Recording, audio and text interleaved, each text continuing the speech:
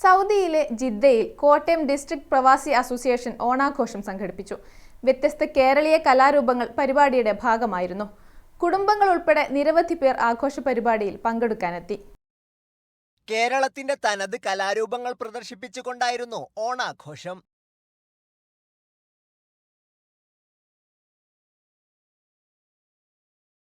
സ്ത്രീകളും കുട്ടികളും അണിനിരന്ന വർണ്ണാഭമായ ഘോഷയാത്രയും അരങ്ങിലെത്തി.